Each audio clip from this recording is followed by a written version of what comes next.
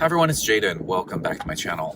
Today's episode 3 on my emotional journey through my health crash recovery.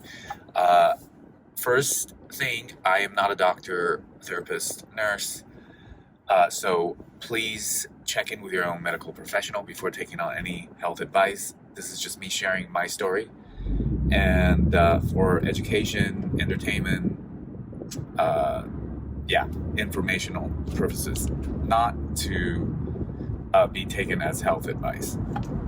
Okay, I'm just gonna jump right into it. I will be parking soon, but I had to start the video because, again, I am on a time crunch, and my God, everything is picked up pace in the last 5 months, with so many new things in my life. So I'm just trying to find time to fit everything in. Anyways, so let's start with the emotional process I went through in phase 3. So after phase 2, it was like phase 2 was like rock bottom of the rock bottom. Like the health crash was like a major rock bottom, but then in phase 1 and 2, like one kind of, but you're so shocked by the initial trauma of the health crash, so you're not as mentally aware or emotionally aware. But once you get into phase 2, when you're not in that initial shock, you are now just dealing with all the symptoms and all the stuff I talked about in my other videos. If you haven't checked those out, please check those out. You are rock bottom, or at least I was, like, emotionally, physically, everything, right? And then that whole ups and downs of, like, you think you're recovered in phase 2 and then you're not, and all those up and down major extreme swings, not fun. And you're left with so much emotions and everything I covered in the last video of the series. And then now you're in phase 3. This is where some changes starts to happen. Okay, a few things in phase 3, which for me was like, oh my God, like 8 to 10 months into it already, because each phase was between like 4 to 6 months for me on average.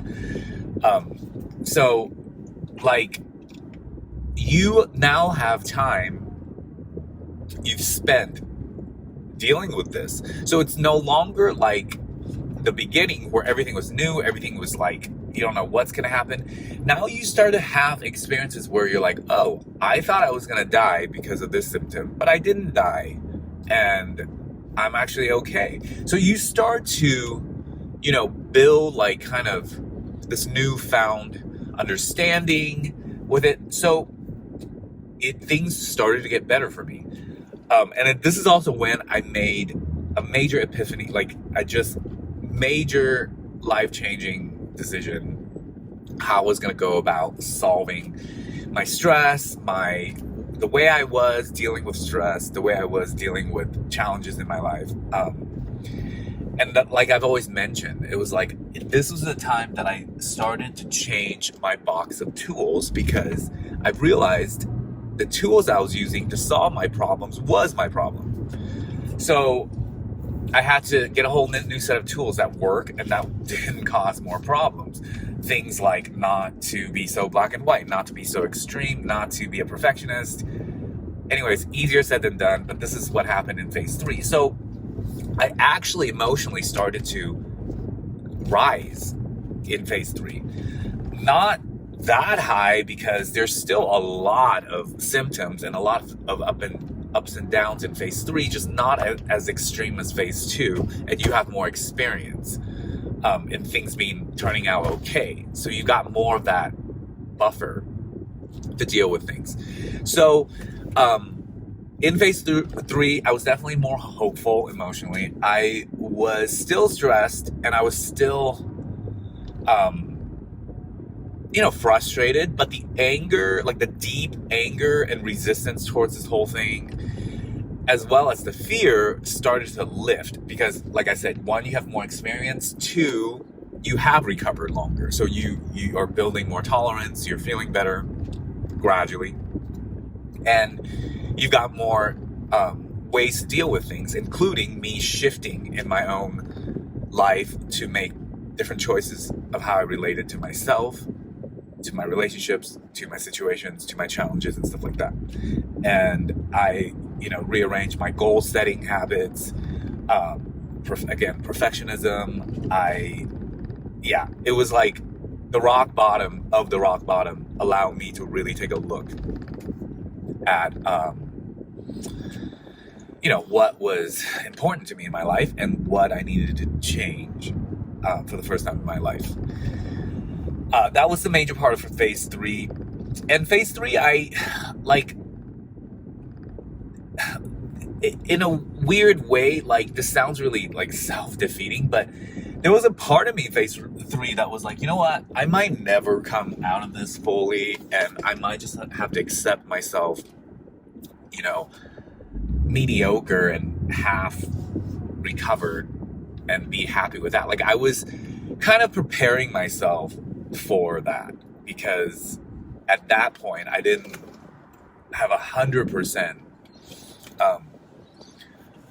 confidence I was going to fully recover. I knew I was recovering somewhat, but I didn't, think I was going to fully recover. But ironically, I gave that up, and that helped my full recovery, because I just gave it up. I just said, you know what, even if I don't fully recover and this is it, I'm at 60% at best every day, I was going to be okay with it. I was not going to push against it. I was not going to stress out. I was just not, because I realized that part of my personality was causing a lot of problems. It was I mentioned this before. I was one of those I used to draw a lot, right, when I was younger. And if my blank canvas had a tiny, blemish because the paper wasn't made perfect, had a little, I'd be like, tear, new piece of paper. I couldn't deal with imperfection for a long time. And it's still a challenge, but I'm way better. I did get better throughout my life, but after this, I really focused on that. So anyways, yeah, I felt a lot more chill, even though I still wasn't fully chill in phase 3. I felt a lot more, okay. I don't want to say good, because that didn't come till phase 4, but I was okay. And that a lot of that was deliberate. It was me choosing to be okay, regardless of what symptoms I was having that day, because there's still a lot of symptoms in phase 3. I was going to be okay with it, and I was, as best as I can. I choose not to freak out. I choose to wait it out. I choose to be still and just watch my symptoms, my feelings, my sensations, my mental state. I just wasn't going to let, fear-based anxiety and that kind of fight or flight pull me anymore. I really made a major effort in that direction. And it paid off, clearly. And again, phase 3 was another 4 to 6 months for me. Which it went from what I've just described very gradually towards phase 4, which is very exciting, which I will wait for the next video. But one thing I do want to mention is that I came up with this 5 phases of recovery. They're not, okay, first of all, they're my experiences. Not everyone's going to have the identical ones. So don't, take it literally to the day or something like that. These are just my averages that I wanted to share. And yes, a lot of the people out of my subscribers, all the people that follow my Facebook group, are pretty common in this time frame that I've set up. But again, it's not to be exact. And also between the phases, it's not January 23rd, I was phase 1, January 24th, I'm now phase 2. It doesn't work like that. They kind of overlap and blend the phases. Okay, so you could be in your way into phase 3 and on your way out of phase 2, and they blend together. And the symptoms and the severity of your reactions and your emotions vary, and they vary day to day. It's not something that you could, this is our body and our hormones. This isn't math. So it's not that consistent when it's that detailed, but the phases that I provided is kind of just this ballpark map of what how it was for me. Hopefully it helps. Yeah, that's about it for phase 3. It's actually a pretty exciting chapter in this health recovery health crash recovery journey, because it was when, like I said, made that major shift where I couldn't go anywhere but up because I was so low, and there was nothing more I could do other than let go. I know it's like a self-help book, but that's how it was. And it just turned out that way. Like, not any part of me trying to make it that way. In fact, I am not one for like cliche self-help book, like quotes and stuff like that. I'm just not that kind of person, but it just turned out that way, naturally. And there was no other way it could have turned out for me. So stay hopeful, guys. I know going through this is very tough. I say this in most of my videos. And I know this, like, really know this. But, me included, and a lot of people make it through, and they're okay again. They're 100% or over. Like, I'm certainly super happy with my health state and energy level, physical performance, mental clarity, and all that now. Like, I barely even think about it more and more. But I know it's important because a lot of you guys are still going through it. So I will continue to provide this type of video.